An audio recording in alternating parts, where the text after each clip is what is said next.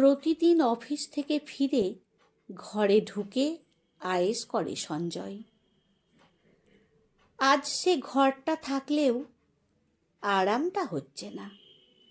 চারিদিক অগোছালো জামা কাপড়ের স্তূপ পড়ে আছে, আনাচে কানাচে ধুলো রয়েছে ছড়িয়ে ছিটিয়ে। বিগত 25 বছরে কোনো দিন হয়নি তো এমন। আসলে প্রতিমা যে বড় পরিপাটি রাখত সব কিছু, তাই বোধ হয় ইট কাঠের চার দেওয়ালটা কখন যেন অজান্তেই ঘর হয়ে উঠেছিল। খাবার টেবিলে বসে খেতে গিয়েও হোঁচট খেল সঞ্জয়। চিরকাল প্রতিমার রুটি সাজিয়ে দিত থালার ওপর। আজ খাবারটাও নিজেকে রেডি করতে হলো। রান্নার মাসি রান্না করে যাওয়া খাবার চিবোচ্ছে সে আনমনে।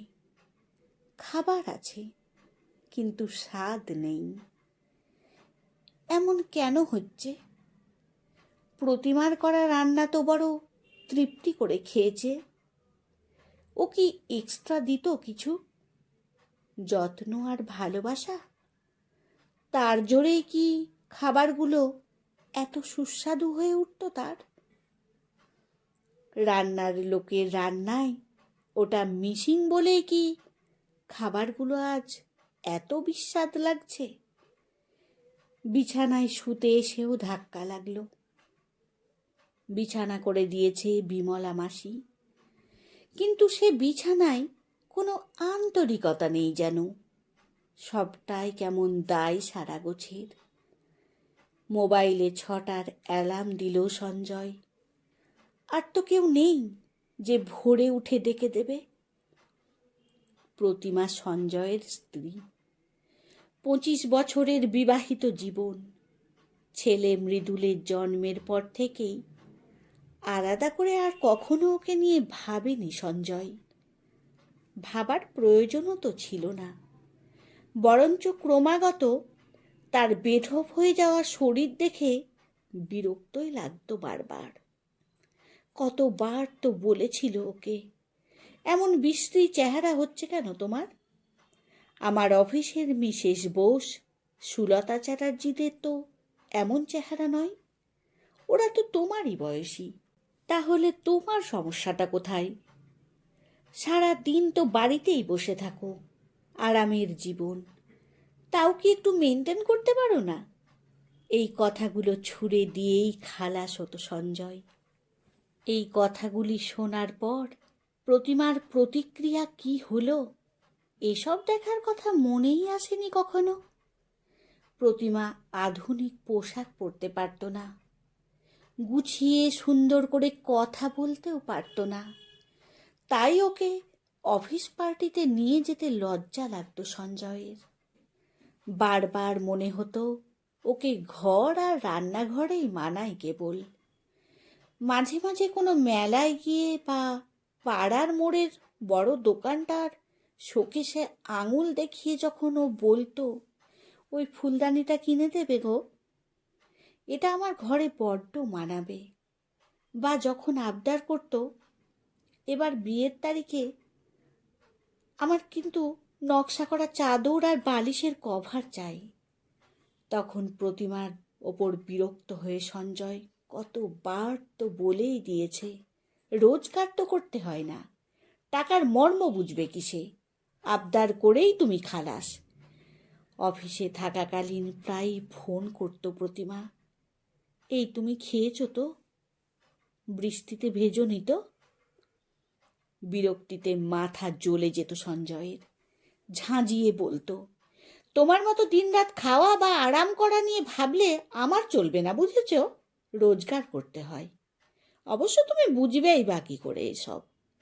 ফোন করে যখনও বলতো, আজ একটু গরম মশলা লাগবে গো, কিংবা যখন বলতো, ফেরার পথে চিনি নিয়ে এসো না লক্ষ্মীটি, সঞ্জয় রাগে গজগজ করত মনে মনেই, অজস্র গালিগালাজ করত প্রতিমাকে। আজ আর প্রতিমা নেই। মাসখানেক আগে হঠাৎ চলে গেল, আচমকা ধরা পড়ল ক্যান্সার। 2 মাসেই সব শেষ। আজ আর কেউ ফুলদানি বা বেডশিট কিনে দিতে বলবে না সঞ্জয়কে। তাই তো শ্রীহীন হয়েই পড়ে থাকে ঘরটা, চার দেওয়ালের বাক্সের মতো লাগে তাকে। কেউ ফোন করে চিনি বা গরম মশলা আনতে বলে না, তাই খাবারগুলো কেমন যেন বিস্বাদ। রান্নায় মাসি মাইনা নিয়ে কাজ করে, সঞ্জয়ের খাবারের স্বাদ নেই, তার মাথা কামাবার সময় বা ইচ্ছে কোনোটাই নেই। বৃষ্টিতে ভিজলেও আর কেউ ফোন করে না সঞ্জয়কে। খাওয়া না হলেও কেউ বলে না, খেয়ে নাও না গো।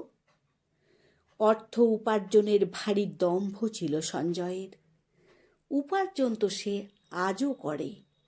তাহলে এমন ছন্নছাড়া কেন হয়ে গেল জীবনটা? সব কি তাহলে বেঁধে রাখতো সেই মানুষটাই? চোখ দিয়ে জল পড়ছে সঞ্জয়ের, বালিশ ভিজে যাচ্ছে। কেন সময় থাকতে একটু যত্ন করলো না মানুষটাকে? আসলে চার দেওয়ালের এই বাড়িকে ঘর তো সেই করে তুলেছিল মমতা আর ভালোবাসায়। রোজ নামচার দিন গুজরানকেও আরামের জীবন সেই করে তুলেছিল অক্লান্ত পরিশ্রমে। আমাকে ক্ষমা করো প্রতিমা, তুমি না থাকলে যে জীবনটা এত বিস্বাদ হয়ে যাবে আগে বুঝিনি।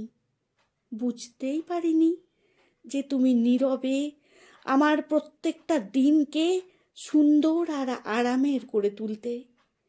বুঝতে পারিনি শুধু তোমার এত বছরের ভালোবাসায় এই ইট কাঠের বাড়িটা কেমন যেন শান্তির এক ফালি ঘর হয়ে উঠেছে।